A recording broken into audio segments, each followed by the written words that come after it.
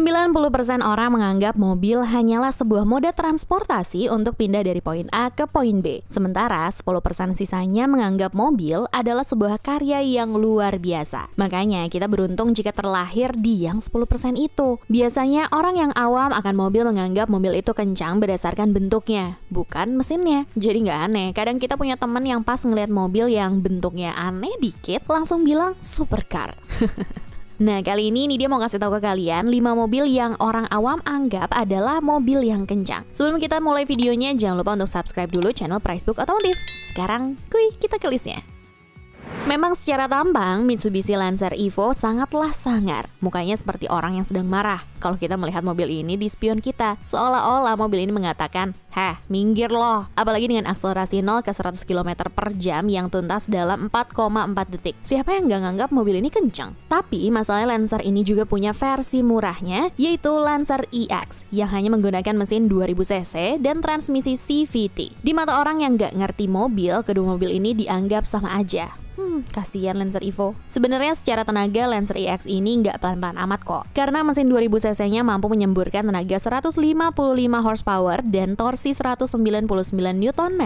Cuma karena transmisi CVT, jadi mobil ini pelan. Akselerasi 0 ke 100 km per jamnya di atas 8 detik. Beda jauh banget ya sama Evo beneran. Jadi, tampang sangar Lancer EX tidak membantunya sama sekali dalam urusan kecepatan. Kedua mobil ini pernah masuk secara resmi kok ke Indonesia pada tahun 2009 melalui PT KTB. Sekarang, kalau kamu mau nyari bekasnya untuk Lancer EX, harganya ada di kisaran 170 jutaan. Kalau mau yang versi SUV-nya, bisa beli Outlander Sport. Jangan pada protes dulu nih, ini dia masukin Toyota Hachiroku ke dalam list ini. Bukan tanpa alasan, mobil ini secara desain terlihat lebih kencang dibandingkan dengan kemampuan sebenarnya. Pasti orang awam kalau melihat mobil ini di jalan ngiranya ini mobil yang menggunakan mesin turbo di atas 2500 cc. Padahal kenyataannya kecepatan mobil ini tidak segahar tampangnya. Ini dia nggak bilang mobil ini jelek loh ya, tapi kencang dan fun to drive adalah dua hal yang berbeda. Mobil ini sangatlah fun to drive, tapi kalau ngomongin soal kecepatan, mobil ini hanya menggunakan mesin boxer Subaru 2000 cc dengan tenaga 198 horsepower dengan torsi 205 Nm. Karena mesinnya nggak kencang-kencang amat, makanya kebanyakan pemilik mobil ini pasti melakukan modifikasi ke dapur pacunya agar mobil ini lebih kencang lagi. Nah, kenapa tadi nih dia bilang mobil ini pakai mesin Subaru? Karena mobil ini adalah hasil perselingkuhan Toyota dan Subaru yang menghasilkan dua orang anak, yaitu Toyota 86 dan Subaru BRZ. Biar bagaimanapun, mobil ini dianggap oleh orang awam sebagai mobil yang sangat kencang.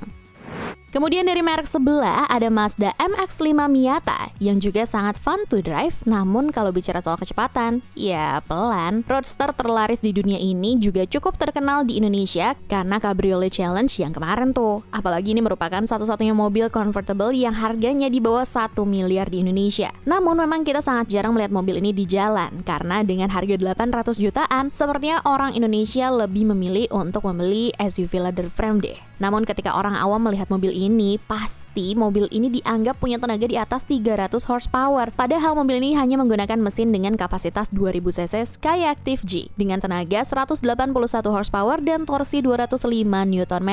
Untuk pilihan transmisinya hanya ada otomatis 6 percepatan. Itu untuk yang di Indonesia ya. Kalau yang di Jepang bahkan ada pilihan mesin 1500 cc yang hanya memiliki tenaga 129 horsepower. Ya memang mobil ini dari awal kelahirannya bukan diciptakan untuk kecepatan, namun untuk pengendalian yang luar biasa, mereferensikan pada moto Mazda, yaitu Jinba Itai, yang berarti kuda dan penunggangnya menjadi sebuah kesatuan yang selaras. Secara spesifik di sini nih dia ngomongin Toyota MR2 yang dulu pernah viral, yaitu generasi ketiga yang diproduksi dari tahun 1999 hingga 2007. Kalian pernah dengar berita mobil Porsche terbakar di tol Sleepy beberapa tahun yang lalu? Ya, bahkan wartawan aja sampai tergocek oleh Toyota MR2 ini karena di beberapa portal berita dituliskan bahwa yang terbakar adalah Porsche. Setelah media khusus otomotif memberitakan bahwa itu adalah seekor Toyota, baru deh pada revisi. Tapi ternyata bukan tanpa alasan para wartawan media mainstream tergocek. Ternyata Toyota MR2 tersebut dipasangkan logo Porsche oleh pemiliknya. Ternyata memang pemiliknya juga wadaw. Namun memang secara tampang, jika seorang awam melihat mobil ini pasti akan mengatakan, wow, Porsche. Karena memang desainnya mirip dengan Porsche Boxer pada saat itu. Namun jika orang yang gak paham mobil akan kecewa jika mendengar kenyataan tentang performa mobil ini. Untuk MR2 generasi ketiga ini menggunakan mesin yang sama dengan Corolla, 1800cc 4 silinder dengan tenaga 138 horsepower dan torsi 171 Nm. Tidak ada masalah dengan mesin tersebut karena di Corolla pun terkenal bandel. Tapi masalahnya adalah MR2 generasi sebelumnya menggunakan mesin 3S GTI 2000cc turbo dengan tenaga 220 horsepower. Generasi baru kok malah downgrade ya? Heran. Pernah nggak sih kenal orang yang nganggap mobil tuh kencang gaknya dari merek? Misal bilang BMW tuh kencang, terus kalau Honda itu pelan. Padahal nggak begitu konsepnya. Contohnya ini nih, Audi A3 keluaran tahun 2003. Mungkin orang awam kalau punya Audi bakal ngiranya ini adalah mobil yang mewah dan kencang. Padahal, Audi A3 ini ada dua pilihan bodi, pertama hatchback, kemudian sportback. Namun sayangnya mobil ini tidak memenuhi ekspektasi konsumen Audi karena mobil ini hanya menggunakan mesin 1600cc. Kalian jangan mengharap turbo ya, karena mobil ini naturally aspirated. Jadi tenaganya hanya 102 horsepower dan torsi 148 Nm hanya dalam pilihan transmisi manual. Duh, udah punya Audi tahu-tahu diasepin ntar di jalan sama Honda Jazz. Makanya setahun setelahnya Audi langsung ngasih pilihan mesin yang lebih kencang. Bahkan ada yang berturbo juga.